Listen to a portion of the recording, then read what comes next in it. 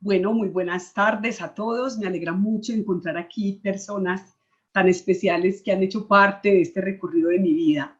Entonces, mi nombre, Astrid Elena Pineda Muriel, soy maestra durante 32 años todos. Vivido grandes y bonitos momentos en la educación rural y eso me animó y me motivó a tener este espacio precisamente hoy, Día de la Tierra, y hoy donde todos estamos viviendo una gran incertidumbre, una gran preocupación. Entonces, espero que esta conversación sea un aporte y una voz de esperanza para todos los docentes, pero en especial para la educación rural del país. Quiero hacer un homenaje muy especial a dos personas que en mi vida han marcado estas iniciativas y han marcado este camino. La doctora Vicky Colbert de Arboleda, en Bogotá, de la Fundación Escuela Nueva Volvamos a la Gente, y Olga Patricia Gilenao.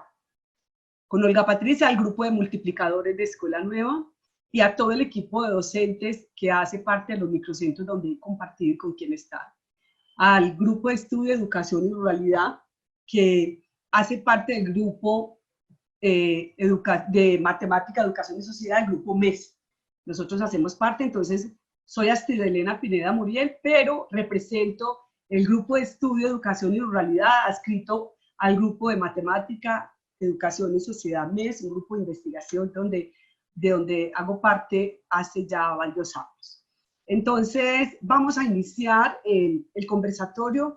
El grupo conversamos mucho sobre qué nombre le pondríamos a esta iniciativa y lo denominamos los modelos educativos flexibles, rutas para currículos pertinentes. Vamos a tener una voz de esperanza, vamos a tener una voz de llamado a todas las entidades que nos puedan escuchar, porque tenemos en las manos una gran herramienta que son los modelos educativos flexibles, una gran estrategia y que seguramente es necesario visibilizarla, sobre todo en estos momentos y todos los que vendrán para la educación del país. Entonces, voy a dar inicio comentándoles cómo vamos a hacer este conversatorio, pero antes esta frase quería compartirla de María Montessori: todo el mundo habla de paz, pero nadie educa para la paz. La gente educa para la competencia y este es el principio de cualquier guerra.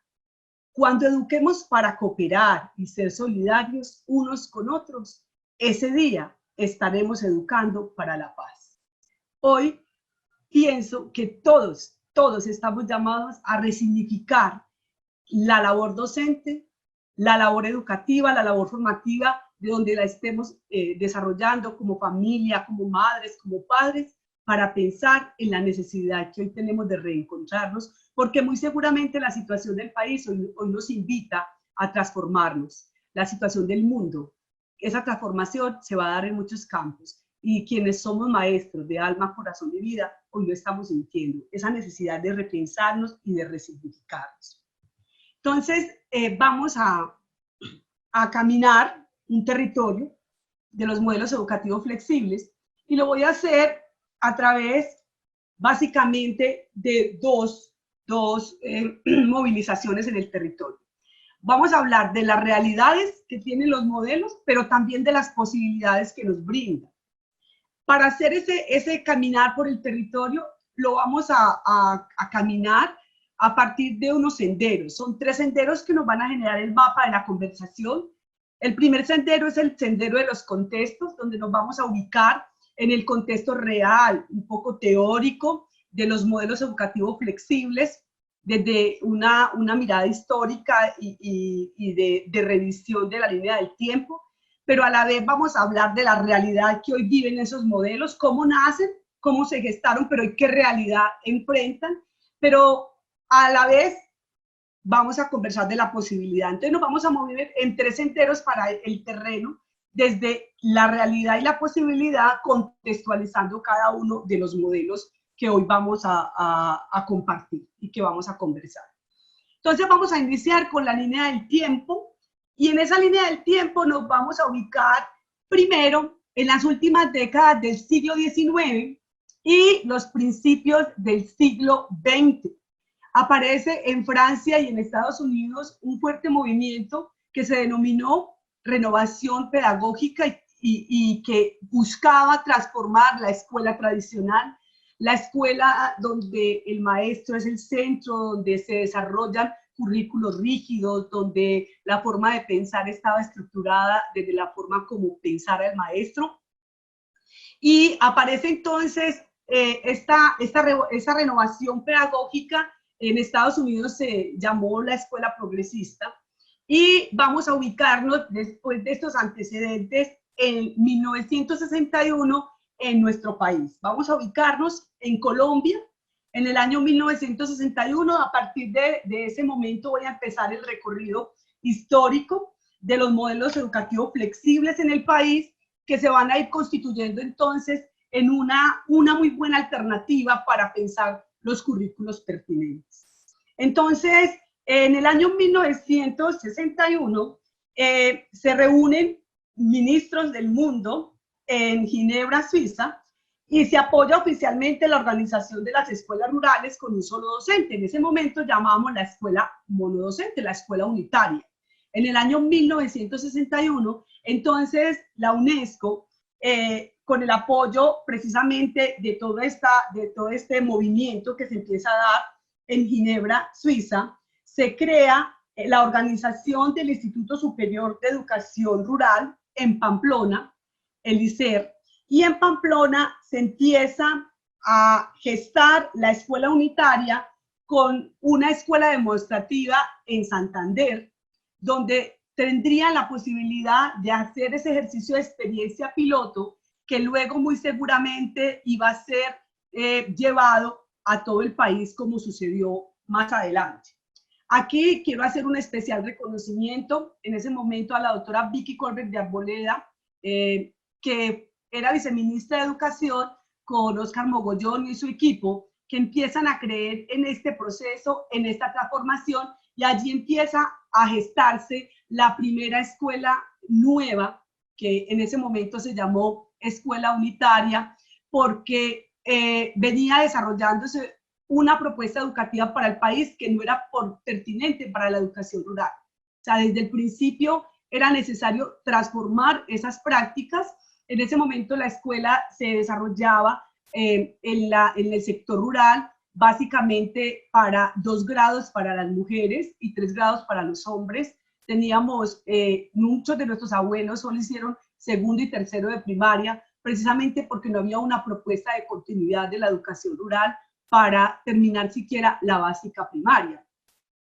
Entonces, allí empieza a nacer esa idea desde el Instituto de Educación Rural, de Superior de Educación Rural, y se empieza a gestar en ese momento, en el año 1961. Recorrido esa experiencia piloto en el año 1967, entonces esa escuela unitaria en Colombia se hace expansible, se lleva a todo el país, empieza ya a llevarse a los distintos departamentos con la construcción de unos materiales que ya no eran elaborados por los maestros como hasta ese momento se realizaba, sino que empezaron a gestarse unos materiales que ya eran un poco, digamos, más estructurados, con un lenguaje de autoinstrucción que apoyaba a ese maestro que no tenía un solo grado, sino todos los grados a la vez, y que tenía que tener una movilización de su currículo y de su plan de estudios para un aula multigrado. En el año 1976, entonces, ya se estructura propiamente el modelo de escuela nueva, y ese proceso de expansión se da a nivel nacional por las experiencias que se tuvieron con la escuela unitaria, con algunas consultas a expertos nacionales e internacionales, y se gesta por primera vez en Colombia el nombre de Escuela Nueva en el año 1976. Luego, en la década de los 80 y 90, el programa empieza a tener un mayor auge a través del Plan de Fomento Educativo para las Escuelas Rurales, y ese plan de desarrollo para la educación rural genera entonces unos ingresos que se buscan a través del Banco Mundial y de distintas instituciones internacionales que permitieran, a través de dineros que ingresaban, poder fortalecer esas escuelas rurales con unos materiales, con una formación, con unas estrategias concretas para poder cualificar el proceso en la educación rural y dar entonces el plan de universalización de la educación que se da en el año 1987 a través de unos recursos que ingresaron por el Banco Mundial. Entonces, allá empieza a expandirse no solamente en Colombia, sino a nivel latinoamericano, el programa Escuela Nueva. Tuvimos en Colombia la oportunidad de tener experiencias significativas que fueron llevadas a otros países como modelo, y ese programa empieza a gestar unas ideas interesantes a nivel de movimientos internacionales. En Colombia actualmente existen aproximadamente 25.303 escuelas nuevas. Tenemos que también funcionan en zonas urbano-marginales. Por ejemplo, en China hay 420.000 escuelas multigrado. En Finlandia, el 70% del total de las escuelas trabajan con esta metodología, aula multigrado. En Portugal, el 80%, y en Colombia aproximadamente esas 25.000 escuelas, y muy seguramente esas 25.303 escuelas se ampliarán ahora que viene el retorno y el proceso de paz y posconflicto, porque muchas escuelas se han cerrado y hoy se tiene la esperanza a través del Plan Especial de Educación Rural de volver a abrir esas escuelas, y hoy conocemos convocatorias de maestros que participan en el concurso docente para hacer parte de este proceso. Entonces, ahí nace la Escuela Nueva. ¿Y qué es la Escuela Nueva? Precisamente, la Escuela Nueva, para mí, es de las definiciones que más me gusta, porque es un patrimonio pedagógico colombiano. Es un patrimonio pedagógico que genera una opción educativa formal, estructurada, con bases conceptuales muy bien definidas, que se relacionan para poder considerarse una alternativa pedagógica para brindar la educación de primaria completa en el sector rural.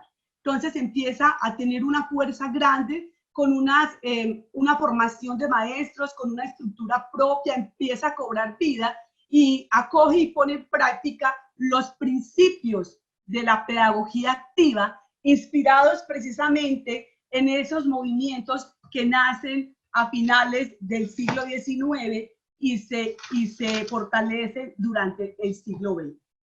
Entonces, esos fundamentos teóricos precisamente están en estos pedagogos y otros que muchos hemos estudiado: Ovidio de Crowley, María Montessori, Vygotsky, Jean Piaget, Agustín Nieto Caballero en Colombia, John Dewey, los centros de interés, el aprendizaje experiencial, el niño como centro del aprendizaje, el lenguaje para desarrollar habilidades de pensamiento. Bueno, y todos ellos con cada uno de sus postulados empiezan a darnos los fundamentos desde las pedagogías activas para fundamentar, para darle piso teórico a las prácticas pedagógicas que se gestan en la Escuela Nueva.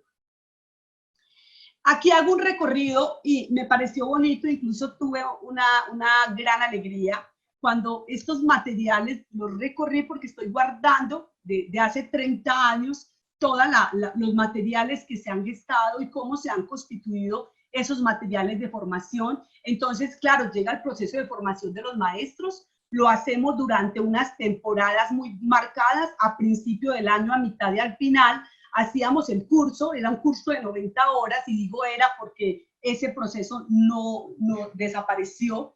Y entonces los maestros llegábamos primero a la fundamentación de la escuela, una fundamentación teórica, entender la estructura del modelo, entender la estructura de la propuesta en términos pedagógicos, comunitarios y en términos directivos y administrativos. Íbamos a la comunidad, implementábamos unas tareas. Luego, a mitad de año, hacíamos otro proceso de formación intenso, y ya hablábamos del manejo de materiales, de los recursos pedagógicos que iba a tener el programa. Volvíamos, los implementábamos, y luego veníamos a una sección final de otra semana donde nos hablaban del bibliobanco y la biblioteca, cómo la íbamos a manejar.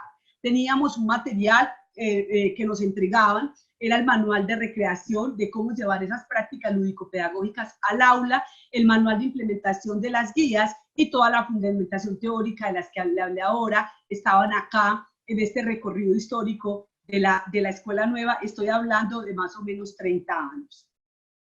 Entonces, aparece un modelo de formación para que los maestros supiéramos y pudiéramos continuar haciéndole seguimiento al proceso de formación, cualificando la pedagogía activa, reconociendo las estrategias que veníamos desarrollando a través de las escuelas demostrativas que se fundamentaban en los microcentros. Entonces nos organizábamos por regiones, todas las escuelas multigrado, hacíamos un microcentro y todavía lo hacemos y hay que darle fuerza, que es la gran preocupación que tenemos, porque allí, como no habían dineros constantes para poder estar capacitando a los maestros, entonces dejábamos un equipo de maestros que lideraba el microcentro y que lo lidera hoy en día, y a lo que hemos luchado con mucho esfuerzo para que las administraciones y los procesos de la fusión no nos lo dejen perder, porque si lo dejan perder está la esencia de los modelos, que ya bastante se ha desfigurado la idea inicial de lo que es el modelo. También en esas propuestas de recursos se consiguió un baúl, que yo creo que cuando ven este texto muchos maestros que son nuevos en el proceso, que ingresan recientemente, no lo conocen para qué es y dónde llegó, pero es el material del baúl Jaibaná, que entregó una caja de herramientas muy potentes para potenciar no solo los recursos didácticos, sino también los fundamentos epistemológicos, sociológicos, antropológicos, psicológicos del programa, para que nos fuésemos fortaleciendo desde los microcentros. Entonces nace una escuela con unos componentes que les dan estructura, pero que se fundamenta en la base desde 4 componentes: un componente curricular con estrategias adecuadas a las necesidades donde está inmersa la escuela, a ese contexto que nos tiene que hablar de unas realidades, de una forma de pensar, de unas culturas propias, de unas ideas, y ese currículo que, a pesar de que tenemos unas guías de autoinstrucción, nos dice adáctela a esa realidad, genere propuestas, conversando con la comunidad, conozca la comunidad, y más adelante vamos a mirar esas herramientas que también nos brinda. Un componente de formación para el docente en servicio, y ese docente en formación siempre tenía esas estrategias a la mano, pero eran cosas tan sencillas, o son cosas tan sencillas que se pueden llevar en cualquier modelo educativo, pero que generaran esos lazos de confianza, esos lazos de comunidad y esos lazos de buen relacionamiento con ese contexto donde estábamos los maestros y donde hoy tenemos que seguir estando y fortaleciendo. Tenía otro componente de gestión que permite dar oportuna respuesta a las necesidades del contexto a partir precisamente de la articulación con los líderes comunitarios, con la Junta de Acción Comunal, con el hospital, con las organizaciones de base en la localidad, y un componente de gestión que permite entonces que las escuelas den a la comunidad esas necesidades, reconozcamos desde la escuela esas comunidades y tengamos una escuela de puertas abiertas. Entonces, eso permite para nosotros generar la escuela nueva, la escuela que hoy tenemos, la escuela nueva hoy, cómo se ve, cómo se visiona.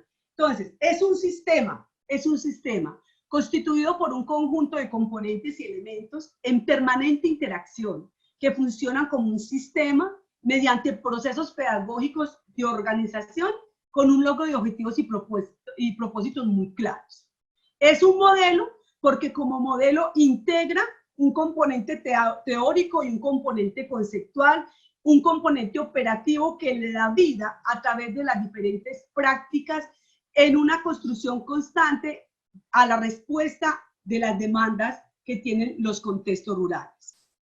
Es un programa porque responde como política de desarrollo educativo del cumplimiento de una misión definido para la educación rural, y es una metodología porque destaca particularmente procesos pedagógicos en el aula. ¿Qué pasa hoy? Entonces estamos hablando de contexto y realidad. Esa escuela que nace con todas esas intenciones, con todos esos esfuerzos, de los maestros que empezamos a creer en ella porque encontramos transformaciones sociales, empieza a desvanecerse con la idea de que la escuela rural es aquella, o escuela nueva es aquella que tiene guías y se transcribe. Es aquella que se hizo para economizar nómina de maestros y recursos humanos y que entonces por eso no es funcional. Es aquella escuela que simplemente, como soy un maestro para todos los grados, pues no es funcional porque ese maestro no es capaz con todas esas alternativas.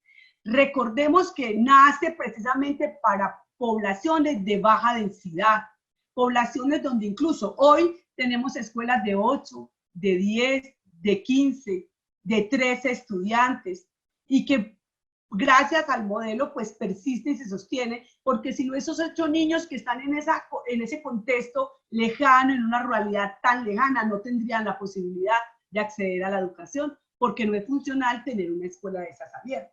Entonces, es tratar hoy de mirar dónde nacen los modelos flexibles, porque la escuela nueva seguirá siendo la mamá de lo que hoy conocemos en Colombia como modelos educativos flexibles. ¿Qué promueve entonces esta escuela nueva? ¿Qué promueve esa escuela abierta a la comunidad? ¿Qué busca? Entonces, promueve un aprendizaje activo, participativo y cooperativo centrado en los estudiantes. Promueve un currículo relevante relacionado con la vida diaria del estudiante, con esa cotidianidad. Promueve un calendario y sistemas de evaluación y promoción flexibles, una relación más cercana a la comunidad, un énfasis en la formación de actitudes democráticas y de participación, que más adelante les voy contando cómo, porque una cosa es decirlo, pero otra cosa es pensarlo, cómo se logra eso, y que quienes estamos aquí de la vieja guardia en el modelo, hoy podemos decir eso es posible. Muchos de nuestros estudiantes han sido exitosos en formaciones, en formación inicial, en formación básica, en formación universitaria, en formación posgraduada, y que hacen parte de este recorrido por la escuela rural. Una formación docente más efectiva y práctica, un nuevo rol del docente y un nuevo concepto de los textos y guías de aprendizaje. Quiero hacer aquí una realidad latente y el gran problema que tenemos se llama sistema institucional de evaluación. No reconocimos, después de la fusión con el decreto, con la ley 715, no reconocimos que los modelos flexibles debían seguir teniendo vida propia. ¿Qué es la fusión? En el año 2000, la ley 715 genera toda la estructura de reorganización escolar, de la reorganización para la nueva institucionalidad, donde las sedes rurales fueron fusionadas en su mayoría a sedes urbanas o a otras sedes de los corregimientos, donde muchas de las miradas de la estructura pedagógica y de las propuestas, digamos, no son las mismas, y esos proyectos educativos los vivimos hoy, todavía no, forzan el modelo o se desconocen los modelos flexibles porque se ha pretendido que los modelos, los modelos flexibles y entre ellos la escuela nueva estemos en la misma estructura de una evaluación cuantitativa, de una evaluación sumativa, mientras que para nosotros la evaluación en la escuela nueva y la promoción hace parte de un proceso flexible, tranquilo, un proceso de acompañamiento. Entonces, precisamente el gran problema que hoy encontramos nosotros en la evaluación no es la evaluación, es la calificación. Es el sistema que tiene el país, un sistema que tiene una estructura para mirar cuál institución es mejor o cuál no, donde tenemos que determinar quién ganó y quién perdió. En la propuesta de los modelos flexibles no se pierde ni se gana, simplemente se avanza a su propio ritmo y se avanza en determinados tiempos. Nosotros la promoción flexible se hace en cualquier época del año. Yo puedo promover un niño en marzo, en abril, en julio, en enero, a pesar en febrero, terminar el año con unos logros y por allá en junio mirar qué puede avanzar al otro grado, precisamente porque de eso habla la flexibilidad. Sin embargo, se ha desconocido documentos muy importantes que el Ministerio de Educación ha entregado para revisar que los modelos flexibles continúen con la propuesta viva de la flexibilidad. Hoy el país, hoy el país completo, y diría yo el mundo a nivel educativo, está acudiendo a la educación flexible, está acudiendo a la evaluación flexible, está acudiendo a la flexibilidad curricular. Nosotros en la Escuela Nueva, de mucho antes de la ley 115 del 94, como ya les hacía el recorrido, ya hablábamos de flexibilización, ya hablábamos de currículos pertinentes, ya hablábamos de escuela y comunidad, ya reconocíamos la promoción flexible como un proceso tranquilo que se desarrolla con los niños sin necesidad de calificar o descalificar. Entonces acudo hoy a reconocer la resolución de promoción flexible que estamos haciendo un rastreo con un colega, Freddy Villa, que está aquí escuchándome. ¿Qué pasó con la resolución 6304 del 16 de mayo de 1978, que nunca ha sido derogada, pero ¿dónde está que determina la promoción flexible? Porque ni siquiera la conocemos. El decreto 1490 de 1990 del Ministerio de Educación, que determina las características de la Escuela Nueva, y en ella habla de la flexibilización en los procesos curriculares y en los procesos evaluativos y de promoción. El documento número 11 del 2009, donde fundamenta la implementación del decreto 1290, y en el apartado 3.3 dice, hay que tener respeto por los modelos educativos flexibles.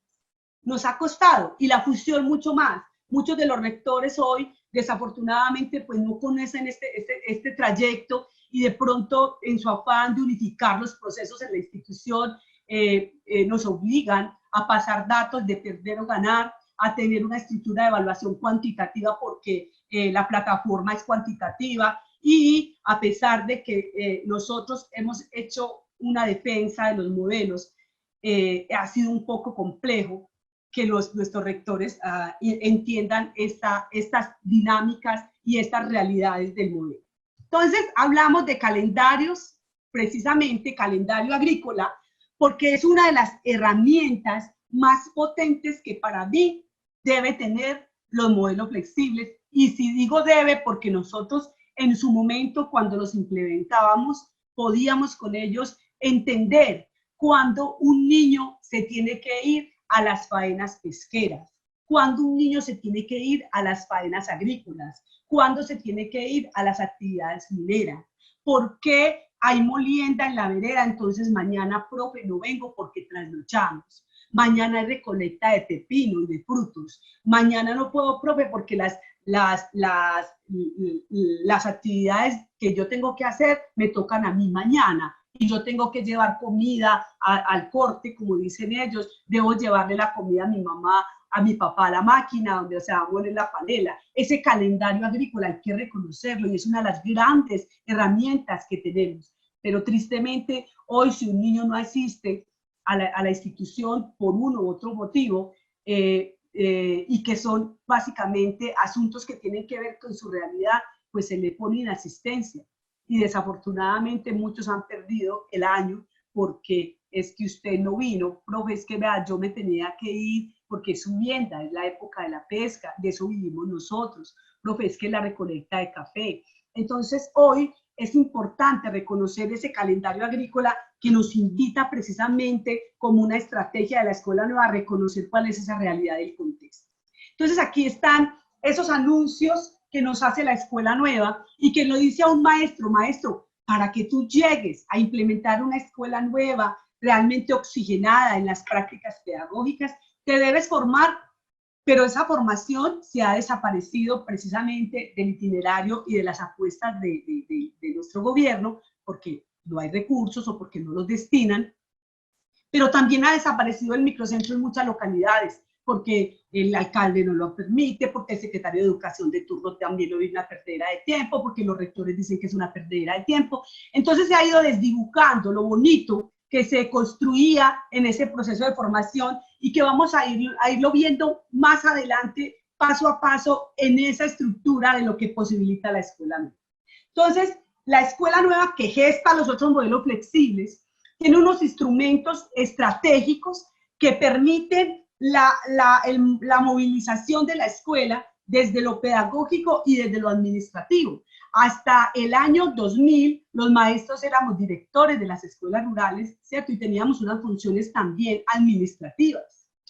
¿Cuáles son entonces esos instrumentos? Uno muy hermoso que se llama el anecdotario del niño. Es un cuadernito que el niño utiliza para fomentar el hábito de la escritura espontánea y con la ayuda del maestro empieza a escribir aquellas cosas que lo motivan, aquellas cosas que lo mueven, aquellas cosas que lo movilizan, pero la intención pedagógica que tiene es fortalecer unos procesos de lectura y escritura espontánea y tranquila, no de transcribir, ni de escribir, ni de copiar lo que solamente el profesor me diga.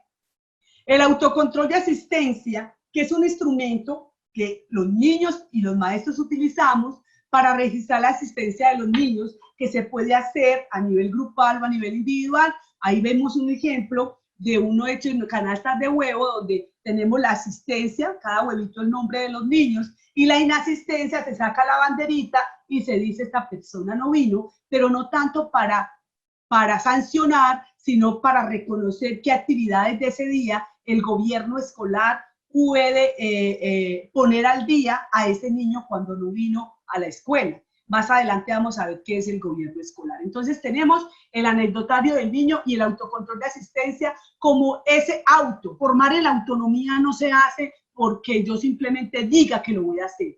Declarar formación en la autonomía, generar herramientas en el aula de clase, herramientas en los espacios de encuentros con los niños, estrategias para formar en la autonomía. Entonces, yo creo que una de las cosas más bonitas que tienen los niños es llegar todos los días en la mañana y hacer su autocontrol de asistencia para darnos cuenta quién nos faltó, por qué no vino, si está enfermo, qué pasó en su casa, profe, es que ayer se creció la quebrada, el camino se dañó, él no puede venir, o profe, salieron con la mamá ayer muy enferma, entonces seguramente por eso no vino, o profe, allá hubo un daño en la luz o en el agua. Bueno, y ahí nos damos cuenta como comunidad en ese autocontrol de asistencia qué pasa en cada una de las familias de los niños, y ese por qué no vino siempre hay una razón. Está el autocontrol de progreso. Entonces miremos que son autos. El autocontrol de progreso es un instrumento que le permite al niño, a medida que va avanzando en los contenidos de las guías de autoinstrucción, le permite hacer un registro de sus logros, sus dificultades y sus compromisos frente a las dificultades, acompañado del maestro, porque permite una autoevaluación permanente. Tenemos otro instrumento que es el buzón de sugerencias, donde los niños tienen siempre la voz y el voto para participar en las decisiones institucionales, y que siempre ese autocontrol es acompañado por el gobierno estudiantil, que más adelante profundizo un poco en él. Otro instrumento muy valioso que tiene el modelo es el diario de campo, donde es un instrumento de investigación. Muchos maestros, muchos seguramente que están acá conmigo, lo hacemos de tal manera que el niño se lleva ese diario a la casa todos los días y en familia construyen como un relato de lo que pasó ese día en la escuela. Al otro día se lee a primera hora y se tiene como un protocolo de lo que pasó, pero lo más bonito es que cada niño lo puede hacer con una intención personal y con unos sentires personales. El gobierno estudiantil, donde quiero hacer énfasis, es la estrategia curricular pedagógica que permite una organización interna de los niños, donde se gesta la formación para la democracia, la formación en actitudes y valores hacia la convivencia, la formación organizacional, y permite al niño tener voz y voto y participación en todas las decisiones institucionales. Antes de que la ley 115 nos hablara de gobierno escolar, ya nosotros hablábamos de gobierno escolar. De hecho, hoy tenemos que decir que es el gobierno estudiantil para poderlo diferenciar del gobierno administrativo, que es el gobierno escolar que plantea la ley 115. Entonces los niños se organizan, hacen su campaña, deciden cuáles son las necesidades más grandes de la escuela, asequibles a sus posibilidades, hacen toda una campaña, se nombra el gobierno escolar, el presidente que quede ya nombrado, ha intencionado en su campaña cuáles comités conforma, y empieza a gestarse la idea de formación de liderazgo. Muchos de estos niños son años años más adelante, son los presidentes de la Junta de Acción Comunal, son el presidente de la Junta de Acueducto, son personas que se destacan por por liderar trabajos comunitarios, y eso se hace y se gesta precisamente en la escuela nueva. ¿Qué pasa hoy con esa realidad? Que si quiero hacer otro reconocimiento. Entonces, la sede principal nombra el personero. El personero está a distancias X de la escuela, y ese personero, pues, siendo la máxima representación de la institución, no tiene presencia en la escuela porque está muy lejos y no puede ir. Entonces, el gobierno estudiantil debe seguirse forjando, porque el presidente del gobierno tiene unas funciones dentro de la escuela, entre ese espacio, entre ese contexto, y el personero lo que debe tener en las sedes rurales es esos apoyos, como esa voz, para que sepa que existe allí también procesos democráticos. Entonces yo invito a los maestros que no desconozcan ese gobierno estudiantil, porque sigue siendo muy vigente, muy importante en las escuelas rurales. El Centro de Recursos de Aprendizaje es otra estrategia que genera pequeños lugares dentro del aula para desarrollar el plan de estudios propuesto en las guías de autoinstrucción, y elaboramos materiales. Está el Centro de Recursos de Matemáticas, el Centro de Recursos de Ciencias, el Centro de Recursos de Sociales, y precisamente en la canasta educativa del programa, cuando dotan las escuelas, aparece una canasta con materiales educativos para dotar los diferentes espacios, los diferentes centros de recursos de aprendizaje denominados CRA. Pero hoy en día, en la dotación que tenemos, básicamente muchos que hemos gestionado a través del microcentro recursos, pues lo hacemos a través de cooperativas y otras instituciones gestando procesos, porque tampoco hay dineros para estar actualizando y estar mejorando los centros de recursos. El bibliobanco, es ese espacio llamado biblioteca. Se han dotado de unos materiales últimamente muy interesantes, los de la colección Semilla, por ejemplo, los de Secretos para Contar, las diferentes triadas que están entregando. Ya vamos como en la quinta, sexta triada de estos materiales, y que van haciendo parte del currículo, van oxigenando la práctica pedagógica, van entregando nuevos materiales para que los niños exploren. Este es uno muy hermoso, que también invito a que no se desconozca, es la monografía veredal. Es otro instrumento que tenemos en la escuela rural, que es el instrumento que nos permite conocer y recopilar la historia de la comunidad, transmitiendo y valorando la cultura de la comunidad. Hacemos ese recorrido para reconocer fauna, flora, para reconocer tradición oral, personajes de la vereda, caminos, fuentes hídricas, recursos, para que a través de esa memoria histórica se vaya llevando ese camino, y que el que llega nuevo a la comunidad conozca a partir de la monografía veredal su historia, su nombre, de dónde nace su nombre. Muchos ni siquiera sabemos por qué mi vereda, mi comunidad, mi escuela se llama así o de otra manera. Y el mapa veredal, que permite precisamente que los niños tengan un reconocimiento espacial de ese contexto y de ese territorio donde viven. Son herramientas súper sencillas y bonitas, donde permiten desarrollar todas las habilidades de pensamiento, análisis, comprensión, sistematización, inferencia, y sobre todo que esta monografía, cuando la construimos, en esta monografía cobra un valor muy importante la tradición oral, los abuelos, los ancestros, los ancianos, la comunidad que está allí, que ya aparentemente no tienen, digamos, ni voz ni voto en la comunidad, cobra sentido y vida, porque ellos son los que tienen esa historia tan bonita que tienen las veredas y las comunidades rurales. Otro instrumento, que es la hoja de vida. Hoy ese instrumento trae un formato que nosotros desarrollábamos a mano alzada, con los antecedentes, la historia del niño, la historia familiar y su proceso de matrícula año a año. Hoy se ha desaparecido con las fusiones, porque nos da hasta dificultad conocer la hoja de vida de los niños, porque queda en la secretaría de la institución, donde la señora que vive a 2 o 3 horas tiene que bajar a matricular, porque esa hoja de vida pues prácticamente si vino de otra institución, nosotros la tendremos que ir alimentando de plataformas, pero no la tenemos así material como cada año sí la tenía, por ejemplo, el programa que tenía un formato, íbamos actualizando esos datos de la hoja de vida de los niños. El boletín informativo, que más que calificaciones, el día de entrega de calificaciones, nosotros lo denominamos, o se denomina en la escuela nueva, el día de logros.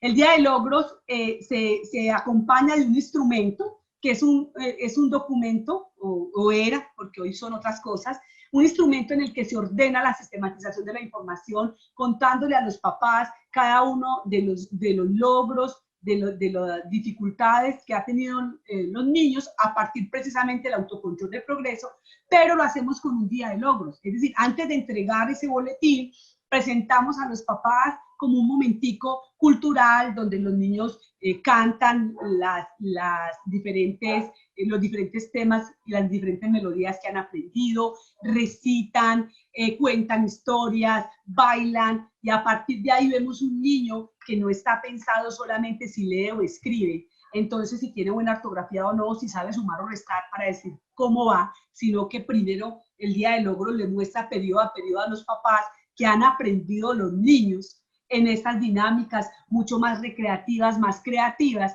y luego ya hablamos de aspectos muy específicos en los que pueden acompañar. Entonces no lo llamamos entrega de calificaciones, sino día de logros con un boletín informativo descriptivo de los procesos de los niños. La ficha familiar, que es un instrumento de investigación que permite precisamente conocer el número de familias que tiene la vereda, cuáles son las características de esas comunidades. Si hoy nosotros tuviéramos la ficha familiar vigente y la ficha familiar total, no estaríamos en la angustia que estamos tratando de comunicarme con las familias y darme cuenta quiénes tienen internet, quiénes tienen WhatsApp, dónde hay televisor, dónde hay radio, porque precisamente la ficha familiar lo que hacía o lo que tiene como sentido, donde la estén llevando, ojalá, es hacer un registro de esas generalidades de cada familia, pero también con los niños se hacía un trabajo estadístico muy importante porque conocíamos la vereda de todas las familias, conocíamos las condiciones de todas las familias y nos permitía también tener la ficha familiar total, donde nos dábamos cuenta cuántos niños se proyectan que en el año siguiente estuviesen en preescolar o en primero, cuántos niños se proyectan que pasasen a la secundaria, cuántas personas de la familia saben leer y escribir, y esto es muy importante. Hoy es muy importante. Hoy todos los maestros estamos en la búsqueda de cómo están las familias. Haga diagnóstico, haga diagnóstico. Ya la escuela nueva en sus instrumentos de recolección de la información ya lo tenía. Lo que pasa es que los hemos olvidado porque, como les digo, se ha desdibujado porque no ha habido formación, y también los microcentros, que son los que llevan este proceso de formación, se han ido perdiendo y hay que recuperarlos con urgencia hoy más que nunca. Las guías de autoaprendizaje, donde ya sí quiero hacer un énfasis importante, no son para nosotros un fin, son un medio, que requieren de actividad participativa de los niños, que hoy precisamente todos los maestros del país estamos haciendo guías de autoaprendizaje, lo más particular del mundo. Y las escuelas rurales tenemos unas guías de autoaprendizaje, quizás no la cantidad suficiente para que cada niño la tenga, pero sí tenemos un material que ha acercado a los niños a tener autoinstrucción. Y creo que para muchos de nuestros niños no va a ser difícil recibir material de autoinstrucción, porque lo saben comprender, porque saben seguir la instrucción, saben cuándo y qué materiales tienen que conseguir para cada una de las actividades. Aquí encontramos en la imagen a la doctora Vicky Colbert de Arboleda, quien después de salir del Ministerio de Educación fundó la Fundación Escuela Nueva Volvamos a la Gente, y a quien le hago hoy un especial reconocimiento porque hemos aprendido mucho de ella, y ha sido quien se ha encargado de llevar la Escuela Nueva de Colombia a otros países con unos grandes resultados muy hermosos. Incluso maestros de Colombia hicieron pasantías en otros países como Estados Unidos, mostrando la experiencia de Escuela Nueva de Colombia. Entonces, las guías de autoaprendizaje, precisamente aquí hay otro recorrido histórico de cuáles han sido. Entonces, hace más o menos en esa década de los 70 a los 80 teníamos las guías, digamos, elaboradas para una región específica, la región del Pacífico. Luego se modificaron para otra entrega del ministerio, y hoy tenemos algunas, las guías de Escuela Nueva que están del ministerio en la página, con algunas renovaciones, con algunos cambios, pero es importante tener claro que las guías son un medio, no son un fin. No se constituyen en el fin último de la educación rural para nosotros. Entonces, la Escuela Nueva no son guías. La Escuela Nueva tiene toda esa estructura que les estoy contando, ¿cierto? Por eso dejo aquí para hablar de las guías, que también estas son las guías de la Fundación Escuela Nueva. Volvamos a la gente, las otras que acabo de pasar están en el portal del ministerio, y la estructura de las guías parte precisamente de la forma como el niño aprende. Entonces tiene unas actividades básicas que parten de los saberes previos de los niños, compara con otros saberes, acepta el nuevo contenido problemático y cuestiona esos saberes a través de las actividades B, que son las actividades prácticas, y luego busca soluciones a nivel del grupo y a nivel de otras fuentes, valida y confronta y complementa nuevos conocimientos y ejercita y aplica en situaciones reales en las actividades C. Entonces tenemos actividades básicas A, actividades prácticas B, actividades de aplicación, que son las actividades C, que nos permite ir al contexto, verificar y validar esa información. Entonces, los principios metodológicos de la Escuela Nueva precisamente son la construcción del conocimiento social. El conocimiento se construye socialmente. Se entiende el conocimiento como derivado de las interacciones del trabajo grupal y comunitario. En el aprendizaje, la producción es social, pero la apropiación es individual. En los procesos de aprendizaje, los estudiantes avanzan según a su propio ritmo. Las competencias básicas de los niños se alcanzan tanto en el desarrollo de procesos en el área como en los procesos transversales que atraviesan las áreas, y las situaciones de aprendizaje deben favorecer ese desarrollo del pensamiento divergente, porque no hay una sola verdad. Hay muchas verdades, hay muchas posibilidades de encontrar esa realidad. Entonces, acá quiero decir que con esos procesos y esas gestaciones, esos movimientos que se dio en la Escuela Nueva, hay una gran pregunta. Bueno, los niños los tenemos aquí muy bien, pero cuando se van al pueblo, los que logran irse al pueblo, hacer la secundaria, fracasan, porque son modelos totalmente distintos, es un modelo tradicional, no es un modelo de conocimiento circular. Entonces, ¿la secundaria qué? ¿Qué pasa con la secundaria? Y es precisamente donde surge la idea de extender la Escuela Nueva hacia la secundaria. Nace la posprimaria rural, que es precisamente un modelo educativo fundamentado en la Escuela Nueva, que cuenta con una organización flexible también, y que lo que busca es extender la educación a la básica secundaria. Entonces, la posprimaria es un modelo que cuenta con también materiales de autoinstrucción, son 42 textos que están precisamente en la página del ministerio. Tiene también centro de recursos de aprendizaje, y su énfasis se hace en los proyectos productivos. ¿Qué promueve la posprimaria? Promueve precisamente currículos flexibles y contextualizados. He ahí las posibilidades, he ahí las posibilidades. Se desarrolla también con 2 o 3 maestros para todos los grados y las áreas, porque trabaja por articulación de la teoría y la práctica a través de proyectos pedagógicos, y abre posibilidades al aprendizaje en el campo investigativo. También conocemos la telesecundaria, que si bien en Colombia fue un modelo traído de México, y hoy básicamente no es vigente porque los materiales eran traídos del contexto mexicano, sí es una propuesta educativa activa que posibilitó a través de la televisión educativa, y que hoy volvemos a ella, por eso son posibilidades, que hoy volvemos a ella, a tener un aula dirigida a través de programas televisivos y a través de materiales de autoinstrucción para complementar el estudio en la secundaria hasta el grado 9. Entonces, ¿qué promueve? Una estrecha vinculación de los niños con la comunidad, procesos educativos participativos y democráticos, aprendizaje activo, el respeto por las diferencias y los ritmos de aprendizaje, y la integración curricular. Conocemos también el de aceleración del aprendizaje. Este está pensado para niños que hemos denominado, pues la mayoría hablamos de esta edad, pero nosotros sí tenemos estos niños constantemente en el contexto rural, niños entre 9 y 15 años que no tengan necesidades educativas especiales, pero que por muchas condiciones que hoy conocemos de desplazamiento, de desplazamiento forzoso, de movilidad en el campo, Entonces, tienen un atraso aproximadamente de 3 años en la educación. Se acelera el proceso de la educación básica primaria para que puedan continuar con sus procesos en la secundaria. Promueve la nivelación de los estudiantes, el reconocimiento de sus capacidades, la autoestima, para que ellos puedan continuar ese proceso de formación. Se hace mucho énfasis en la lectura, en la escritura y en las habilidades, en los pensamientos matemáticos. El servicio de aprendizaje tutorial SAA, otro modelo flexible, es una oferta educativa público-privada que busca que los jóvenes y adultos de las zonas rurales del país completen su bachillerato por medio de una metodología que posibilite la integración con el trabajo.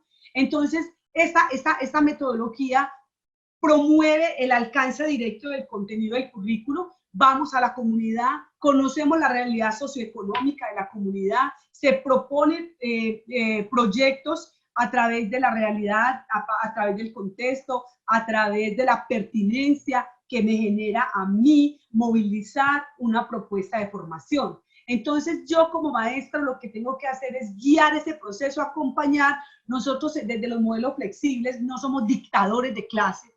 Ese proceso de dictadura se moviliza por ser un maestro guía, orientador, que acompaña, que invita, que motiva, que conoce. Entonces, es una conversación muy constante con la comunidad y que también el modelo de aprendizaje tutorial SAA lo permite. El Servicio de Educación Rural SER, que es una propuesta básica de la educación básica y media, ya llega hasta 10 y 11, con jóvenes y adultos de los sectores rurales campesinos, que parte de la realidad y de las potencialidades que existen en la comunidad y que defiende las líneas de formación que integran áreas fundamentales, precisamente a partir de un aprendizaje interdisciplinar.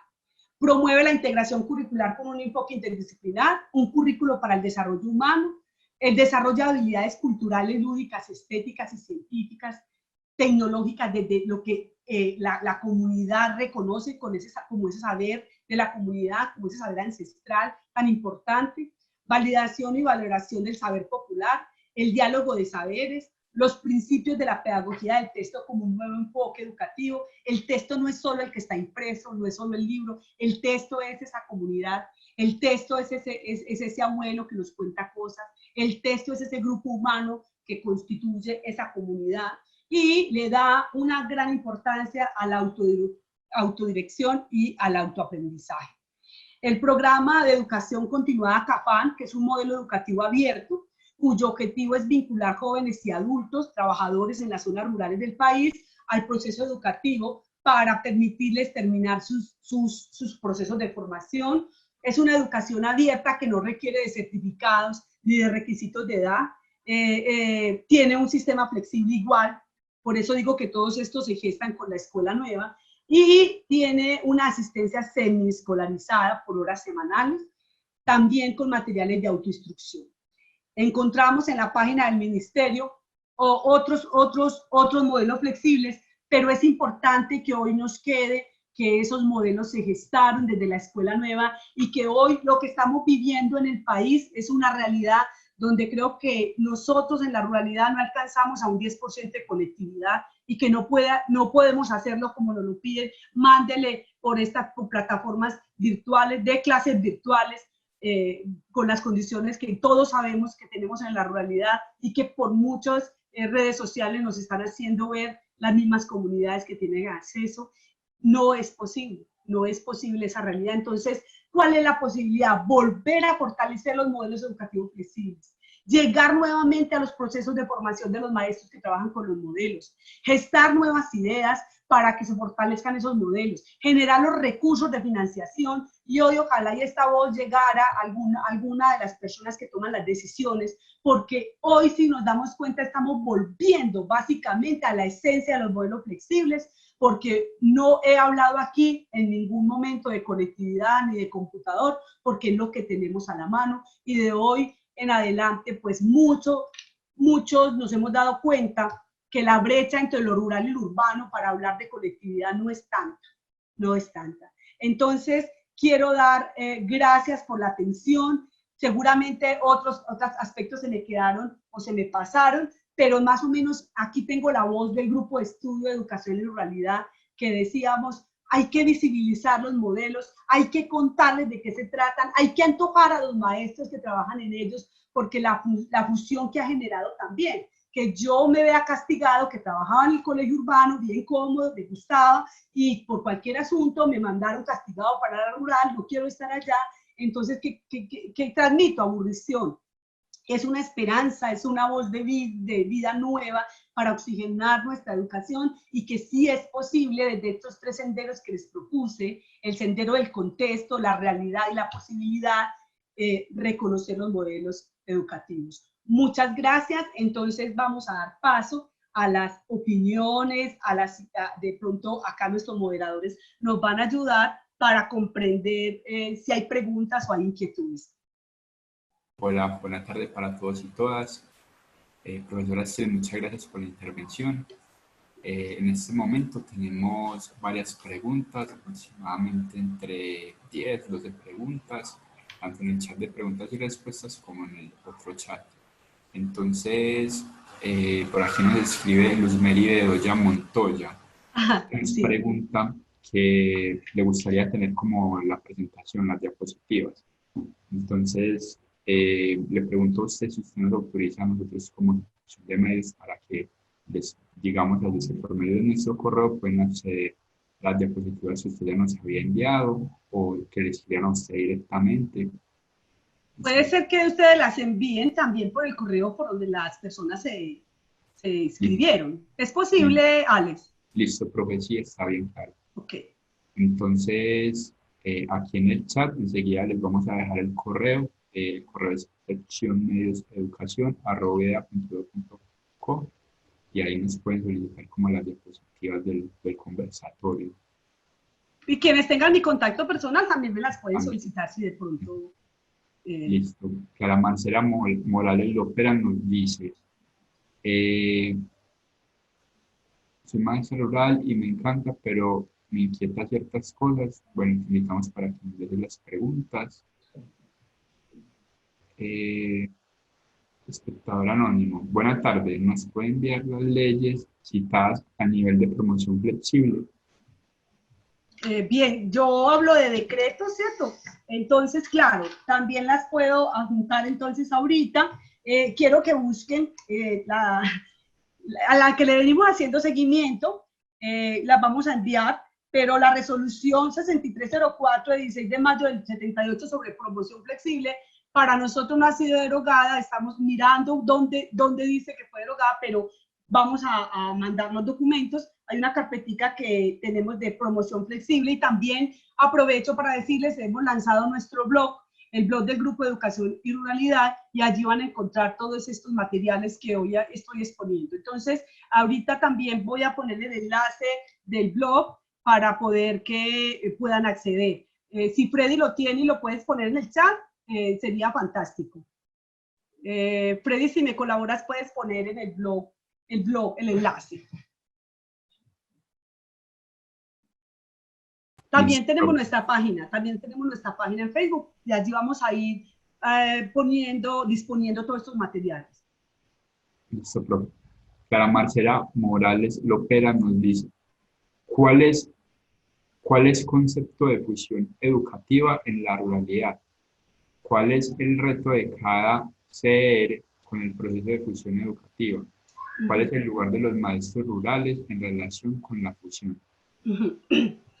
Precisamente el grupo de estudio de educación y ruralidad pronto les va a hacer una invitación a unas encuestas que vamos a realizar, porque la fusión precisamente es uno de los grandes problemas que hoy tenemos. Y lo tenemos no solamente porque sea buena o mala, porque no tenemos ningún estudio que nos permita decirlo. Precisamente vamos a hacer un estudio de impacto y los invitamos para que participen también de ese estudio, porque realmente cuando nos fusionan a una institución, mire el panorama, tenemos instituciones donde un solo rector está a cargo de 30, 35 y hasta 40 sedes rurales. ¿Cuál es el rol del maestro allí? Pues realmente que un rector nos visite es muy complejo, que el coordinador llegue es muy complejo. Yo sigo diciendo que nuestra voz está en acompañar a nuestra comunidad en generar currículos pertinentes, en demostrar a través de todas estas propuestas y estrategias sencillas, pero muy, muy valiosas que les conté, que la escuela realmente tiene vida en la medida en que nosotros abramos la puerta a la comunidad, porque realmente la escuela no es de puertas cerradas. ¿Cuál es nuestro papel? Es un papel de lucha, y así lo entiendo. Amamos este proceso, pero realmente tenemos muchas dificultades, muchas barreras, y nuestro papel es una invitación a no dejar caer el ánimo, a seguir luchando por los modelos. Nosotros, miren, las comunidades que nosotros estamos no nos piden sino a nosotros muchos niños. Allí no llega nada más, ¿cierto? Muchas de nuestras comunidades alejadas no nos piden sino a nosotros, para esa voz de ánimo, de decir podemos, y tenemos experiencias significativas de maestros que han luchado y que seguimos ahí luchando. Yo ya hace 32 años, ya estoy en retiro, pero que sé que hay otros y que sé que acompañando los microcentros que hemos acompañado hay una voz. Mi profe, lo único que yo digo, el papel es un papel de liderar, de acompañar, y un papel de voz de esperanza para nuestras comunidades rurales. Listo, muy bien, profe. José Fernández nos comenta: las guías de apoyo están centradas en las áreas duras del aprendizaje, matemáticas, sociales, naturales. ¿Cómo se soporta la actividad física en la escuela nueva? ¿Cómo se trabaja en un grupo desde el preescolar hasta el grado quinto en una misma clase de educación física? Ajá, ok. Bien, entonces acudimos, porque hay una cosa muy importante, y es que el grado transición nosotros no lo teníamos. O sea, cuando aparece todo este proceso de fusión y aparece el problema de la cobertura, nosotros empezamos a tener el preescolar en la escuela rural sin las condiciones mínimas, ¿cierto? Eso es muy importante. ¿Cómo lo hacemos los maestros de la vieja guardia, y cómo lo he visto yo que lo elaboran, lo desarrollan unos colegas? Hay actividades físicas que requieren de unas precisiones de acompañamiento para los más pequeños y otras para los más grandecitos. Entonces, lo que yo sugiero es, los más pequeños pueden estar en una sesión de trabajo acompañada por el profesor, mientras los más grandecitos están haciendo otras actividades, y luego hacer el trabajo dirigido con los más grandes. Estas sí son estrategias que cada uno se va inventando, mi profe, porque realmente el trabajo físico, como usted lo dice, ha sido para nosotros somos maestros de educación básica primaria, la mayoría, y que realmente no nos fortalecemos en una sola disciplina. Igual, no somos de matemáticas, no somos de ciencias, no somos de sociales, somos de todas las áreas. Entonces nos toca, incluso a través del juego, la recreación y el deporte, tener como eje transversal todas las otras áreas. Entonces es una iniciativa que tiene que nacer de la posibilidad, y que también en los microcentros, cuando nos encontramos, aparecen muchos elementos importantes. Sí quiero recordarles que hay un texto, ya no lo he vuelto a ver, que es el manual que nos daban para la recreación. Y en este manual de recreación, nos daban todas esas estrategias de acompañamiento a los niños a través de las actividades lúdicas, recreativas y los predeportivos.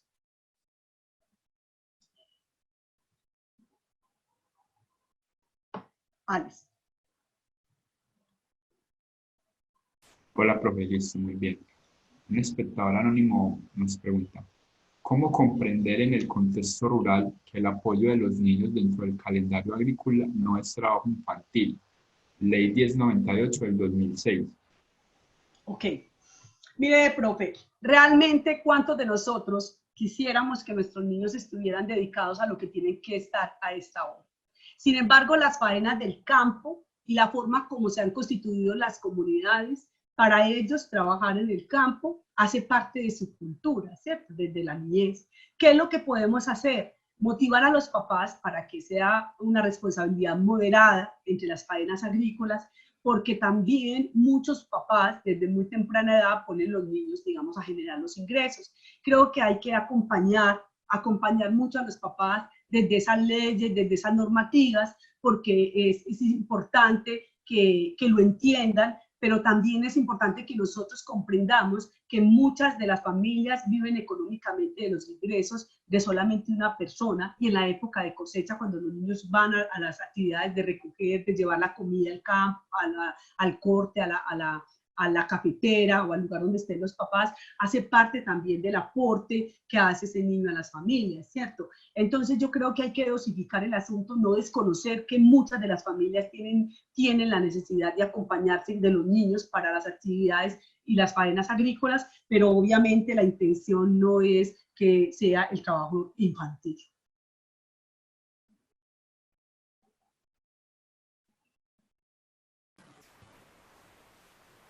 Ok, bueno, pregunta de Natalie Marín. En el caso del sistema de promoción y evaluación, ¿qué propuestas se pueden presentar para que el modelo empleado en Escuela Nueva se incluya dentro del sistema de las instituciones y no se obligue a la calificación que no va con el modelo? Muy bien. Primero que todo, el sistema institucional de evaluación se tiene que elaborar a través de los modelos que implementa la institución. Es decir, hay que visibilizar los modelos. Nosotros ya hemos acompañado varias construcciones. Copacabana lideró la construcción del sistema institucional de evaluación acorde con los modelos flexibles. Entonces, tenemos un capítulo de la evaluación cualitativa y otro capítulo para la evaluación cuantitativa, donde ahí se sustenta y se determina el proceso de la evaluación cualitativa y la promoción flexible, y los procesos los tiempos y las épocas de promoción. Yo digo que el gran problema de las innovaciones en Colombia y en el mundo es la evaluación. Y creo que ahí es el gran problema, porque las mismas plataformas que tiene el sistema para hacer registros, el DANE, el CIMAD, piden perdió o ganó, ¿cierto? Es uno de los grandes problemas. Pero es importante que las plataformas, los software que se han desarrollado para evaluar, por ejemplo, nosotros logramos que nuestro municipio, Copacabana, donde aquí hay colegas que me están escuchando, tenga la evaluación cualitativa, un módulo de evaluación cualitativa y otro módulo de evaluación cuantitativa. Pero eso se tiene que visibilizar antes que en un software, en un desarrollo de un programa, se tiene que desarrollar, es en el sistema institucional de evaluación, visibilizarlo, y creo que Copacabana ha adelantado ese trabajo bastante. Aquí hay colegas que nos pueden colaborar, creo, hay colegas de la institución educativa rural Granjas Infantiles del municipio de Copacabana, que me atrevo a decirlo porque ha sido una construcción conjunta de todos los profesores pensar ese diseño del sistema institucional de evaluación, y se logra. Hay rectores muy comprometidos que lo han entendido, y creo que en el microcentro de Copacabana pueden tener una experiencia para conocer cómo se ha hecho esa construcción. Buenas tardes. José Fernández nos consulta: ¿cómo se adecúan las guías a las realidades particulares de cada territorio? ¿Cómo no se convierten en un instrumento de homologación estatal que desconozca estas realidades? Ok, pues yo lo insistí ahora, son un medio y no son un fin. Las guías lo que hacen es acompañarte a ti, maestro, que tienes todos los grados a la vez, de determinadas temáticas o determinados aspectos que pueden ahí. ¿Cómo lo podemos contextualizar? Yo les hablé ahorita de todos los instrumentos. Cuando tú haces la monografía veredal, tú puedes acudir a esos contenidos que me hablan de fauna, de flora, de la naturaleza, de los reinos vivos, desde el contexto. Cuando tú hablas de las familias, puedes constituir desde las guías de sociales que me hablan de los grupos sociales a los que pertenezco, de las normas, de los deberes, de los derechos, desde prácticamente esa construcción de la ficha familiar, ¿cierto? Cuando yo hablo del gobierno estudiantil, las guías me traen la elección del gobierno estudiantil, la formación para la democracia. Lo que yo tengo que hacer es contextualizar precisamente con esas herramientas que yo di ahora, con la monografía veredal, con el mapa veredal, con la ficha familiar, con el calendario agrícola, con todas esas actividades que son estrategias pedagógicas, es precisamente con lo que yo contextualizo las guías. Es precisamente con eso. Y es muy ganador porque surgen cosas muy maravillosas. Luz Mary Bedoya Montoya nos comenta: gracias por ofrecernos estos espacios de formación de alta calidad. Da gusto escuchar a alguien con ese dominio de la temática y con esa pasión por lo que hacen. Un abrazo, Luz Mary, un abrazo, me alegra mucho que estés ahí. Hay referencia, esa colega ha sido muy crítica y ha ayudado a que ese sistema institucional de evaluación que se creó en la sede en las sedes rurales tenga toda una lógica con los modelos flexibles. Muchas gracias, los medios. Freddy Alonso Villa, esa bueno, sí queda grabada, va a estar disponible a partir de la próxima semana. Si tienen inquietudes, nos las pueden compartir por el correo que en el chat, Sesión Medios. Bueno, tenemos una pregunta de Karen Margarita Garavito Espino. Buenas tardes. ¿Cómo se puede recuperar esa autonomía de la escuela nueva que se pierde en el afán que tiene el colegio al cual han sido fusionados y unificar esos procesos? Muy bien. La invitación que yo hago para que eso llegue a pasar es que hoy yo tengo la fe y la esperanza que los rectores hoy van a salir convencidos de que los modelos flexibles son una opción y que vamos a tener la posibilidad de conversar con nuestros colegas que están en las sedes rurales para poder compartir esta experiencia y decir, venga, generemos estas sinergias y empecemos a transformar ese liderazgo y a entender toda la riqueza que ustedes tienen allá en esa sede rural, en ese espacio, en ese centro educativo con esa comunidad. Creo que pase ahorita y si no lo tenemos que convocar precisamente lo que estamos moviendo y lo que estamos intentando a través del Grupo de Educación y Ruralidad, que no solamente va a haber estas charlas, van a haber muchas otras por estos escenarios para poder visibilizarlos y para poder sensibilizar a los rectores, a los jefes de núcleo, a los coordinadores de las instituciones. Ya tuvimos un primer acercamiento con la nueva coordinadora de educación rural para el departamento de Antioquia. Le planteamos nuestras expectativas. Estamos pensándonos un diplomado de educación rural de modelos flexibles desde la Universidad de Antioquia, desde la Vicerrectoría de Extensión. Y venimos caminando en esa idea y lo que queremos es aunar esfuerzos y que nos sigan contando porque sabemos que es una necesidad muy grande la formación. Entonces no es porque no quieran, a veces es porque no estamos formados, ¿cierto? Se requiere una formación para poder entender toda esta dinámica sencilla pero muy bonita de la escuela rural.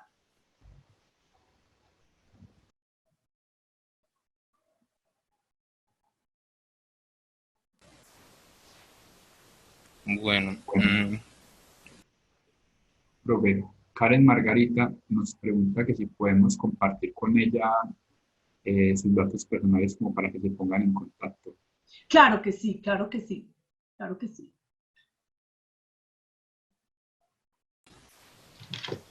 Freddy Alonso Villa, la formación en la escuela nueva de los 90, que consistía de 90 horas, tenía jornadas de actualización posterior.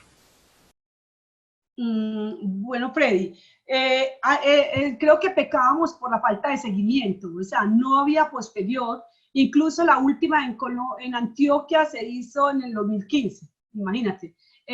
Realmente no había retroalimentación. La retroalimentación se daba a través de los microcentros, era la propuesta, por eso los microcentros hay que visibilizarlos con una gran fuerza, porque es el escenario donde el maestro que llega nuevo a la comunidad, a la vereda, se fortalece, porque los recursos para formar maestros que ingresan nuevos al modelo o a los modelos flexibles son muy pocos, quizás escasos o nada. Bueno, Alessandra Morales Muñoz nos comenta. Buenas tardes. Mi colegio tiene personal urbano y rural. Me encantan las actividades. ¿Qué nos pueden sugerir para saber incluir lo rural y lo urbano? Bueno, la resignificación del proyecto educativo institucional fue una de las tareas que demandó la fusión del 2000 en adelante y creo que fue ahorita en el 2016, 2017, cuando ya se dio en toda Antioquia.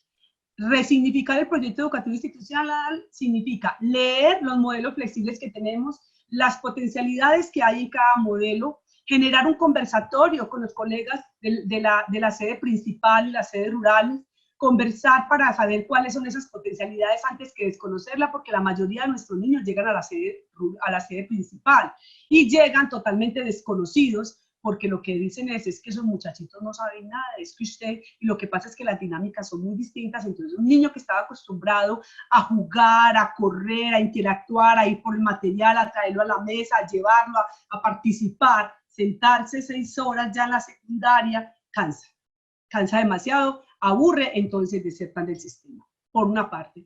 Y por la otra, hay una expresión muy popular que yo le digo a mis colegas de secundaria, es, vea, usted dice, es que ya está en secundaria, mijito, ya no está allá en la escuelita rural. Entonces hay que decirle de secundaria, de primaria a secundaria, solamente está diciembre, no más, no más.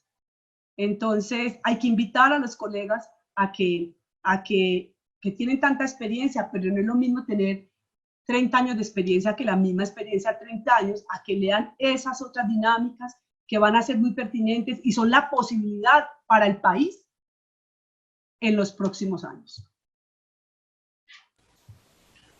Bueno, Tatiana Hincapié nos escribe: muchísimas gracias por tus aportes. Definitivamente debemos volver la mirada a estos contextos. Soy maestra rural y me siento muy bien cuando este tema se revisa y se trata.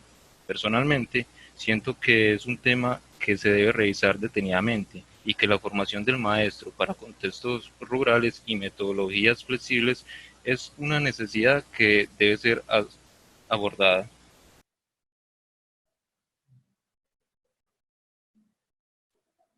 Muy bien, muchas gracias. Sí, en todos los escenarios yo los invito a que en los municipios no dejen perder el microcentro. En esas nuevas administraciones que ingresaron a abanderarnos del microcentro, ya tuvimos acercamientos con el grupo de estudio a Segovia, tuvimos acercamientos a San Carlos, tenemos acercamiento a Barbosa, tenemos acercamientos a Girardota, obviamente Copacabana, de donde soy amo, nací y me crié, al suroeste también, el municipio del suroeste también, y tenemos la red de multiplicadores que sigue viva en cada uno de los municipios donde estamos.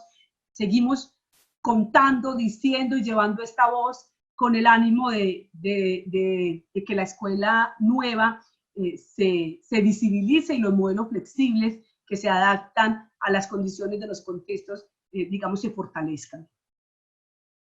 Muy bien. Bueno, antes de continuar con las preguntas, queremos hacer la invitación a todas aquellas personas que han redactado una pregunta en el chat general, que las pasen a este chat de preguntas y respuestas para que nos organicemos mejor con la dinámica que llevamos. Nos pregunta Lina María Hungría. Buenas tardes. En primer lugar, decir que me gustan mucho los instrumentos pedagógicos y administrativos mencionados. Pregunta: ¿cómo se está atendiendo la población en discapacidad desde este modelo de enseñanza? Muy bien. Una de las cosas que más nos ha cuestionado es las necesidades educativas, precisamente porque hacer un plan individual de ajustes razonables implica un acompañamiento para ese colega que está en la sede rural y que los docentes de apoyo están casi siempre en la sede principal y difícilmente llegan a las sedes rurales.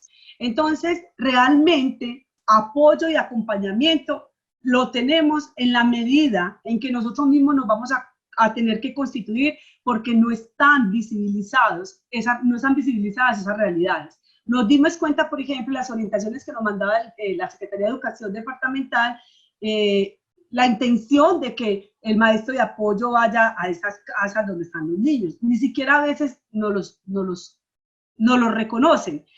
Nosotros en la escuela rural no tenemos la opción de decirle a la mamá, vea, lléveselo para otra institución porque esta no es la apropiada para usted, es que no tenemos los recursos, no estamos capacitados para atender a su niño. Muchas sedes urbanas sí lo pueden hacer, nosotros no. Nosotros necesitamos generar urgente una red de apoyo a través de distintos grupos, a través de la misma universidad con la licenciatura de Educación Especial, y que lo hemos visibilizado con la coordinación del programa, porque la educación rural carece de ese acompañamiento para poder nosotros atender de la mejor manera y atender a las demandas del 1421, del decreto 1421, en temas de inclusión y en temas del plan individual de ajustes razonables. Realmente, ¿cómo se está pensando? Con muchas necesidades, con muchos vacíos, pero con muchas ganas y esperanza de que podamos unir esfuerzos para mejorar las condiciones. Muy bien. Sandra Nao Salazar. No, Alessandra Morales Muñoz primero.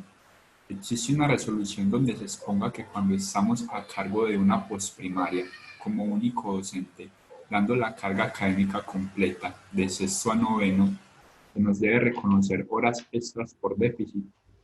No la conozco. Me pongo en la consulta de la post, pero igual acá hay una persona que es Freddy. Freddy Villa nos ayuda mucho con toda esa parte. Esa resolución no la conozco. Que exista todo el tema de horas extras para una persona que tenga todas las áreas en postprimaria y sea docente solo en todas las áreas. Te consultaremos y con mucho gusto te podremos dar respuesta más adelante. Si Freddy tiene ahí la respuesta, la puede poner por el chat. No la tengo, no conozco la resolución. Muy bien. Profesora, Sandra Nava Salazar nos pregunta cómo se puede hacer parte del grupo de estudio. Entonces, no sé si de pronto quiera responder esa pregunta ya o al finalizar, como de manera general, compartiendo también como sus datos personales y las del grupo de estudio. Ok, sí, yo tengo, voy a poner mi número. Me solicitas que te ingrese, por favor, al grupo. Bueno, dice Freddy, en la resolución de horas extras sale especificación de las aprobadas para posprimaria por déficit. Freddy responde, en la resolución de horas extras sale la especificación de las aprobadas para posprimaria por déficit. Entonces, dice Freddy que sí hay una resolución. Gracias, Freddy.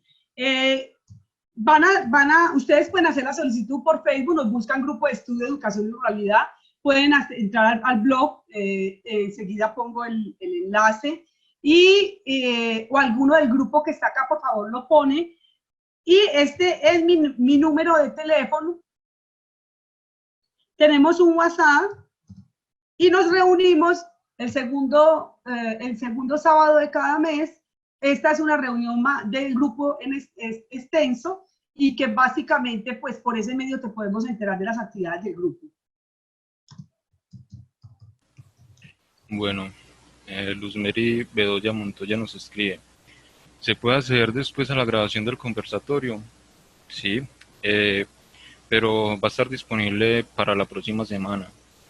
Le estamos compartiendo en el chat el correo donde nos pueden escribir y ahí daremos respuesta a sus inquietudes, compartiremos el video, la presentación. Bueno, yo también les publico, gracias Alex, les pongo mi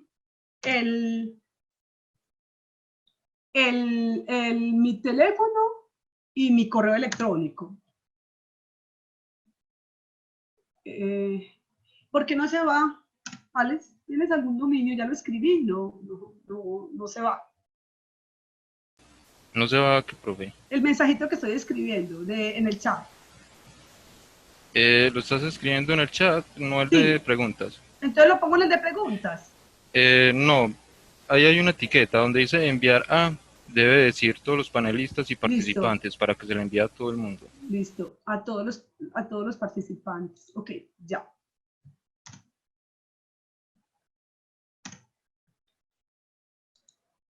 Bueno, no lo veo. El compañero de Udarroa nos puede colaborar con ese problemita.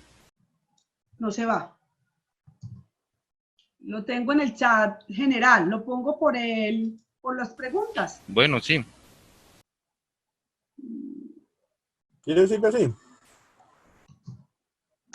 Ya se fue. No, por las preguntas.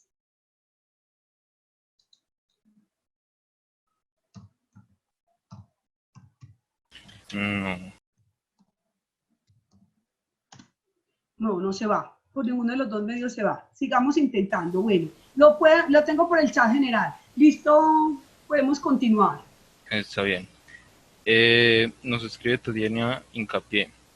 ¿Qué tipo de formación están recibiendo los maestros en la Facultad de Educación sobre la educación rural en Colombia y metodologías flexibles? ¿Existe una clase sobre este tema? Muy bien, qué bonita la pregunta. Estamos haciendo grandes esfuerzos para que todas las licenciaturas pues la reconozcan. Entonces, básicamente en las distintas licenciaturas, pues sí habla del sistema educativo y de los modelos, pero no con tanta profundidad. Hay una licenciatura que se llama la licenciatura de Educación Básica Primaria, que tiene pues estos énfasis, la licenciatura en Madre Tierra, y se está pensando en otras sobre ruralidad y paz, que no sé si el profesor Jader esté acá y que les pueda pues como compartir, pero en toda la licenciatura no hay, es una falencia también que tenemos y hay que reconocerla con todo el amor, y es que ni las facultades de educación ni las normales estamos formando mucho. Yo también salí de mi normal y cuando llegué a la escuela donde me tenía que subir una escalera 1 hora y 3 horas en un caballo, pues todo un mundo totalmente distinto para mí porque no tenía ni siquiera conocimiento que eso existía y que ese contexto existía. Entonces sí hay una falencia. Creo que aquí es una gran tarea también del grupo visibilizarla como un seminario, como una oportunidad, porque tenemos Antioquia es rural por naturaleza y Colombia mucho más, ¿cierto? Entonces no es como muy fortalecido el asunto, ni en las normales ni en las facultades. Bueno, Natalia Duque nos escribe. ¿Me recuerdas a qué correo se puede pedir la presentación, por favor? Gracias. Sí, estamos escribiendo el correo en el chat para que nos escriban por ahí.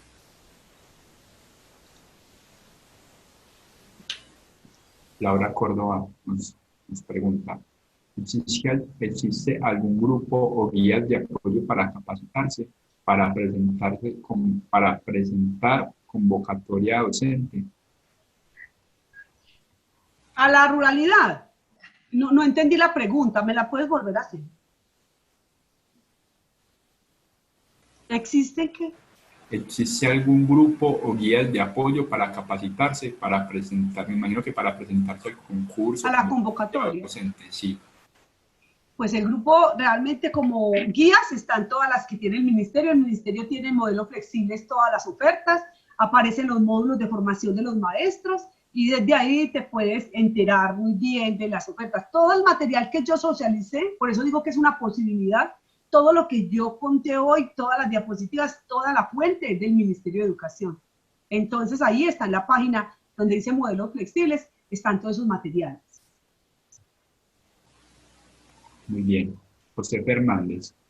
La fusión ha causado una homogeneización de los CER. ¿Qué se debe hacer para darles mayor autonomía? Lo conversé ahorita y me parece muy importante que sea reiterativo. Darle autonomía implica que después de esta situación nosotros tenemos todos los elementos para decir, miren la posibilidad aquí. Rectores, venga, conversemos.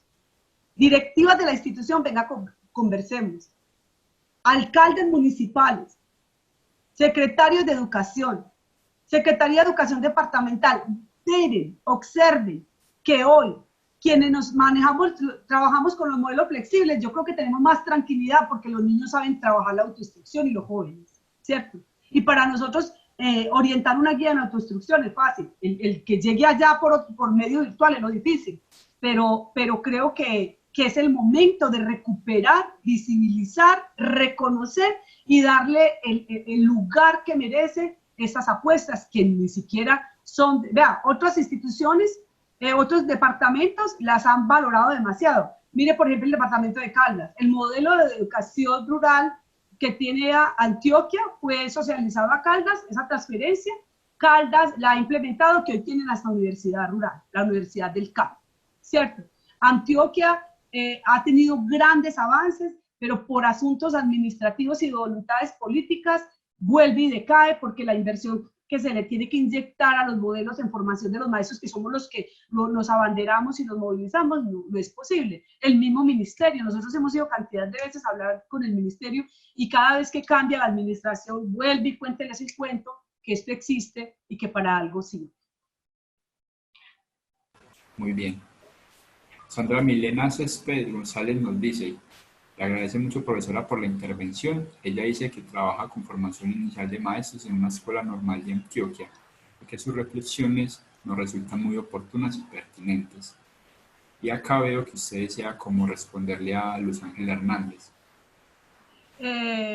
No, yo estoy tratando de mandar por alguna parte de los medios. Luz Ángela, Luz Ángela pues es del grupo de estudio, también es coordinadora de la Normal de Santa Rosa. Ella ha venido con nuestras reflexiones y hay una gran invitación para que las normales hagan una red y empiecen a generar esas alianzas para que el grupo también las apoye en la formación inicial de los maestros en el ciclo complementario. Un seminario muy profundo porque además tienen fusiones, tienen sedes rurales, entonces hay que empezar a formar esa red. La idea es que empecemos a generar esa gran red departamental de normales en pro de la educación rural y esa red de maestros desde los microcentros. El año pasado tuvimos una experiencia muy linda en Belmira, donde el norte nos invitaron a los municipios del norte a conocer los resultados del trabajo de los microcentros. Entonces ha sido muy importante que nos consolidemos como comunidades académicas para precisamente formar a esos maestros y que se enamoren de la ruralidad, que es hermosa, que es algo muy grande y es donde podemos realmente poner a flote esas ideas y esa formación de maestros. Bueno, Luz Ángela Hernández nos escribía: buenas tardes, escuchar a la profesora Astrid es sentir la pasión de la ruralidad, esa motivación intrínseca que moviliza intereses y modos de encarar la construcción del conocimiento para un sector que históricamente ha sido postergado, no solo del ámbito investigativo, sino del acceso a los bienes y servicios a los que tiene derecho la comunidad en general, independientemente del lugar donde se habita. Felicitaciones. Gracias, profe Luz Ángela. Yo quiero decir aquí que usted está haciendo un estudio doctoral muy importante, ya está haciendo un rastreo de cómo nace la educación rural en la Antioquia y realmente desde el contexto también colombiano. Está en nuestro blog el video de ella. Gracias, profesora Luz Ángela, porque su trabajo también nos va a aportar demasiado a todas estas reflexiones. Bueno, nos escribe Ivette Yanina. Agradezco la presentación y exposición de los modelos flexibles. Soy maestra en Chile. Mi nombre es Ibellina y presentar las experiencias de la escuela nueva permite retomar conocimientos y acciones para afrontar esta situación. ¿Cómo los maestros logran darle el valor a la evaluación formativa más que a la sumativa? Gracias. Profesora, qué rico, desde Chile. Mire, profe, para nosotros es una de las grandes dificultades, ¿cierto? Pero no porque nosotros no nazca no tengamos ese conocimiento. Mire, cuando llegan las comisiones de evaluación y promoción, nosotros hablamos de ese niño, de ese ser humano, de ese jovencito que tiene esas potencialidades y que de pronto no es muy hábil con unos procesos, pero es excelente con otros, pero al fin de cuentas hay que responder a 9 áreas obligatorias. Hay que responder como a 14 proyectos y los contamos, más los cinco proyectos obligatorios y otros cuantos que han salido. Hay que responder a un montón de estructuras de la educación desde la evaluación sumativa. Hay que responder al concurso que hace a través de las pruebas saber, porque es un concurso. Al final decimos quién está muy bien, quién está regular y quién está mal. Y en nuestro país hay una gran tensión porque, miren, nosotros tenemos aula multigrado, muchos niños que por dificultad de aprendizaje no leen ni escriben, entonces valoramos otros procesos, y otros que leen y escriben, pero tienen otra forma de comprender, porque nosotros creemos en el diseño universal del aprendizaje, creemos en la enseñanza multinivel, pero la estructura que se tiene para hacerle seguimiento al sistema educativo colombiano nos ubica en que ganó o perdió, ¿cierto? De 1 a 5. Porque el decreto 1290, el que rige la evaluación desde en el año 2009 a este momento, no habla de una escala cuantitativa, habla de una escala valorativa cualitativa. A pesar de que tenemos, digamos, el piso legislativo bien fundamentado, digamos, el fantasma de la evaluación por calificar, la evaluación cuantitativa de ganó, perdió, no desaparece, a pesar de nuestras intenciones. ¿Cómo hacemos? Con unos grandes esfuerzos como este del grupo de estudio y otros colectivos que nos venimos uniendo a mirar cómo para Latinoamérica podemos lograr hacer una red para transformar esa realidad, porque hoy el coronavirus nos está diciendo que lo importante no es calificar. Y lo decía ayer el maestro Subiría, cómo hoy la gran preocupación es la calificación. ¿Cómo se conectan los chicos? Se tienen que conectar con uniforme de tal hora a tal hora. O sea, es una cantidad de cosas que uno dice, ¿en qué cabeza cabe que hoy la situación que estamos viviendo, la prioridad sea si entregó el trabajo o no, si lo mandó a tiempo o no?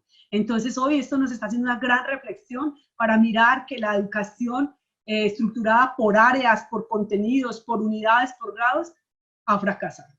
Ha fracasado. Bueno, a partir de ahora vamos a continuar solamente con lo que sean preguntas para agilizar un poco porque nos estamos quedando cortos de tiempo. Nos escribe José Fernández, pero los rectores tienen el poder para retomar las decisiones que permitan darle autonomía a los SER. Es que yo creo que la autonomía de los centros educativos la da no al rector ni la da el director, el profesor, la da el proyecto educativo institucional. Ahí es donde se crea esa necesidad y ahí es donde se visibiliza en cada una de las gestiones del proyecto educativo institucional esa realidad que demanda lo que hay que transformar. Yo creo que ni siquiera es la norma, la resolución, es el proyecto educativo institucional que se consolida y se construye con una lectura de territorio bien interesante, con una lectura de la realidad bien clara, bien coherente, además con una cartografía social que le permita decir por qué este proyecto educativo tiene que reencaminarse hacia esos procesos. Tiene la autonomía, es el proyecto educativo institucional. Muy bien. Bueno, profe, hasta el momento vamos muy bien. Tenemos varias preguntas. Tenemos 19 intervenciones. Quería preguntarle más o menos hasta qué hora usted nos va a acompañar para saber, para que usted más o menos vaya mirando de qué manera va completando el tiempo para responder. Nosotros habíamos programado 2 horas, con el grupo habíamos decidido que fuera 2 horas, una de exposición y una de preguntas, porque como lo ves, hay una cantidad de inquietudes que tenemos y que es el momento de irlas poniendo en el escritorio a partir de esos encuentros. Entonces tenemos otros 20 minutitos. Listo, entonces por aquí tenemos a Andrea Velázquez, ella tiene varias preguntas.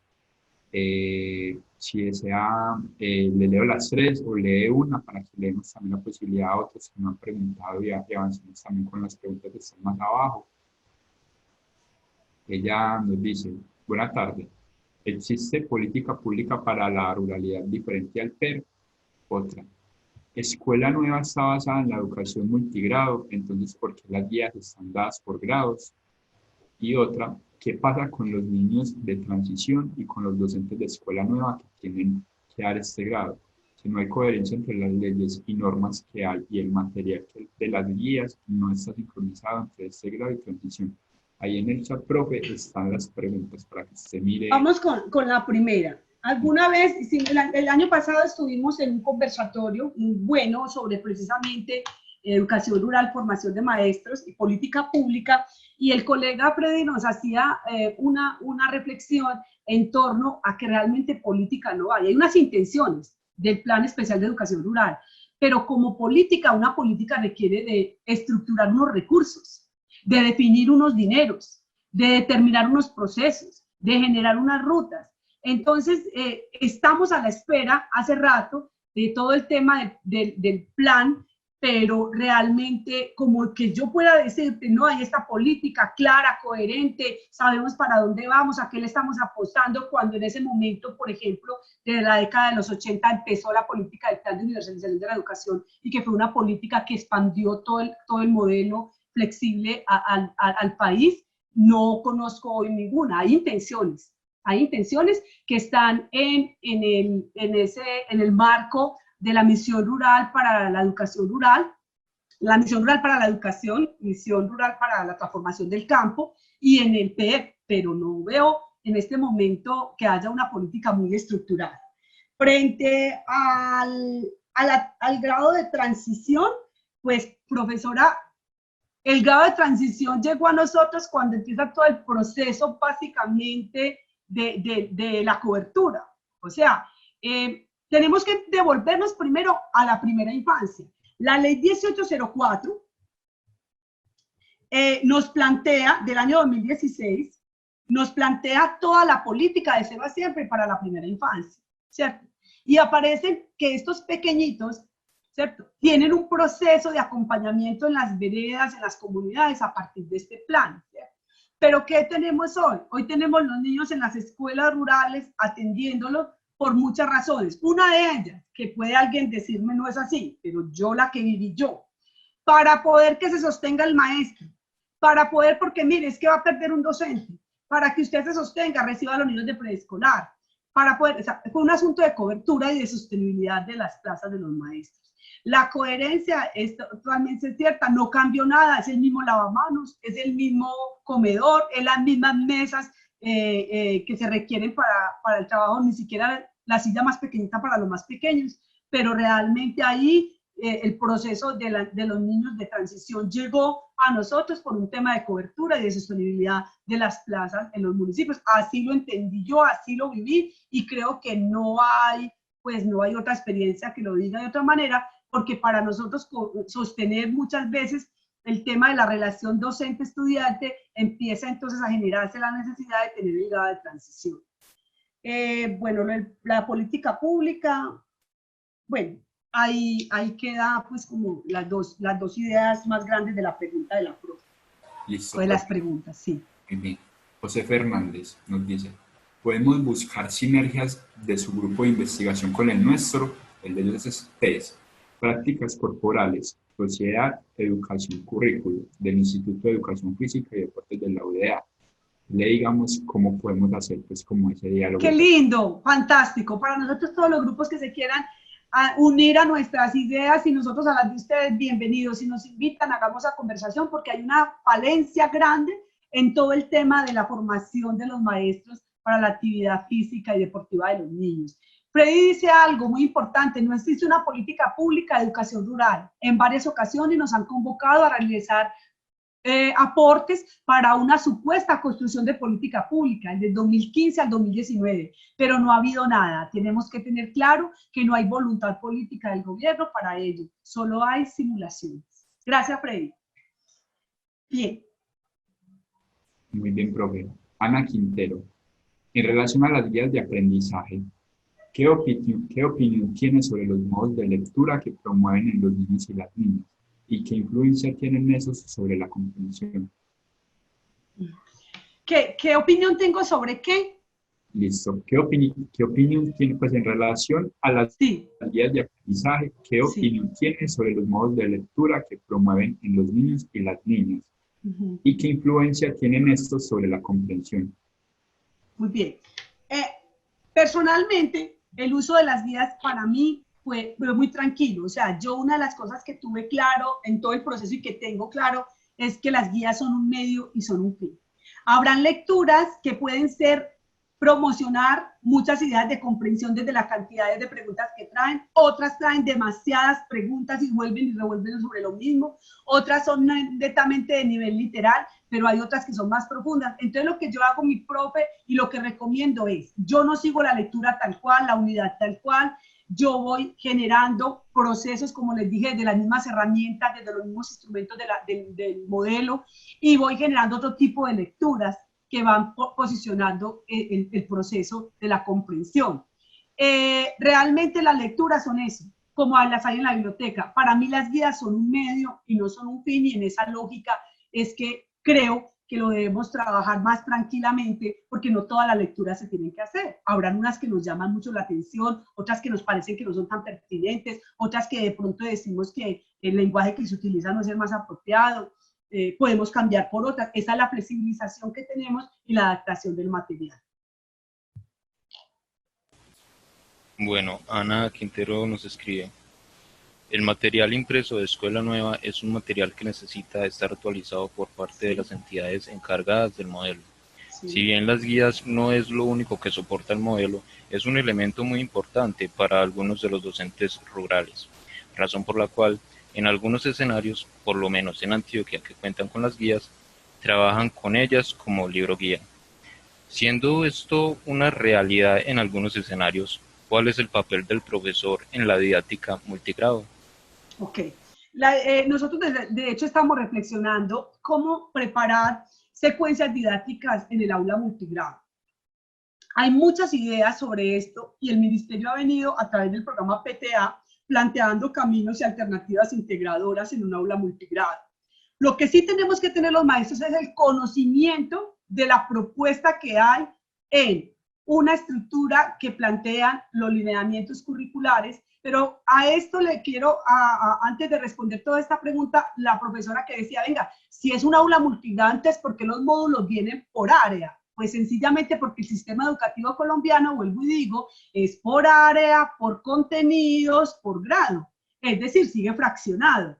Mientras nosotros no miremos no tengamos una visión integradora del proceso cognitivo y del desarrollo del aprendizaje, sino que el niño tiene que ver 9 áreas, a esas le sumamos, en inglés aparte son 10, porque humanidades se toman 2 áreas, a esas le sumamos los 14 proyectos obligatorios o los 5 obligatorios más los otros demás. Eso es una dificultad muy grande. ¿Qué nos toca a nosotros como maestros? Nosotros sí tenemos que acudir a las pedagogías activas, tenemos que acudir a los proyectos de aula, tenemos que acudir al aprendizaje basado en problemas, al aprendizaje basado en proyectos, al aprendizaje basado en retos, al aprendizaje basado en el juego, es decir, a las distintas estrategias de las pedagogías activas para poder movilizar un currículo integrador. Mientras nosotros mismos como maestros no nos desestructuremos de que el currículo es por área, por contenido, por unidad, por eso les digo, esa es una herramienta, no es un fin. Tenemos que empezar a mirar y a movilizar currículo por proyectos integrados, que creo que es ahí donde está la clave para poder movilizar 9 áreas en 6 grados, 54 planes de estudio. Área por área, muy difícil, profe. Por eso les digo, tenemos también autonomía curricular, donde hay que acudir a esa autonomía. Entonces tenemos que revisar qué plantean los lineamientos, los estándares, y qué plantean los derechos básicos de aprendizaje, hacer una lectura articuladora y decir, bueno, ya sé cuál es la propuesta para los niños de grado a grado por ahora y empiezo a hacer procesos integradores. Pero nosotros tenemos que desestructurarnos también de que tiene que ser lo de matemáticas, lo de sociales, lo de ciencias, el pedacito para inglés, el pedacito para artística, el pedacito para educación física, porque no vamos a tener realmente buenos resultados en esa estructura. Nos tenemos que empezar a movilizar. Y es claro, si nos han formado así, pues así seguimos desarrollando nuestra práctica. Pero la invitación que hoy tienen las pedagogías activas es alternativas integradoras del currículo.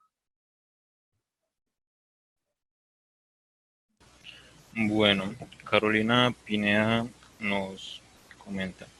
Buenas tardes, felicitaciones a la profesora Astrid y agradecerle por este tema. Quisiera saber para cuándo tienen pensado realizar el diplomado, ya que me interesa mucho. Muchas gracias.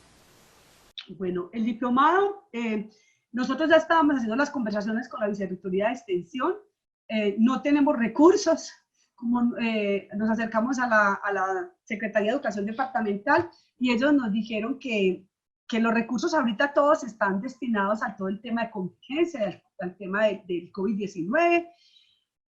No tenemos fecha. Hicimos un primer acercamiento, por ejemplo, al municipio de Segovia, allí dejamos la voluntad pues muy clara y el documento con toda la intención con la Secretaría de Educación y con la alcaldía.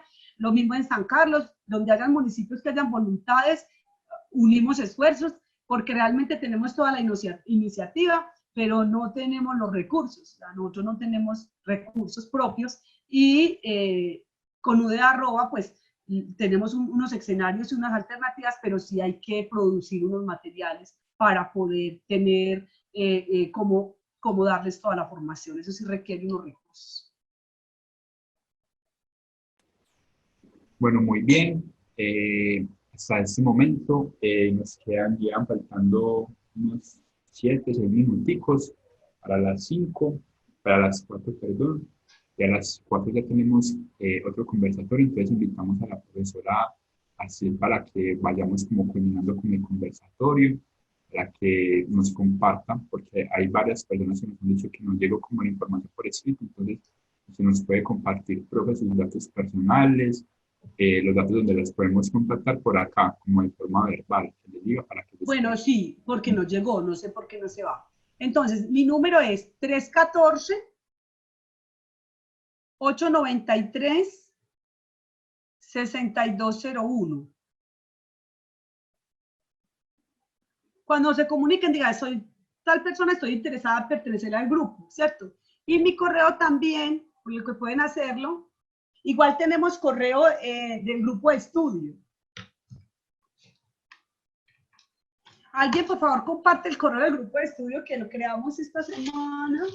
Bueno, está mi correo, astrid.pineda@udea.edu.co. Bueno, y por ahí ya te hago saber el otro correo que es el del grupo de estudio.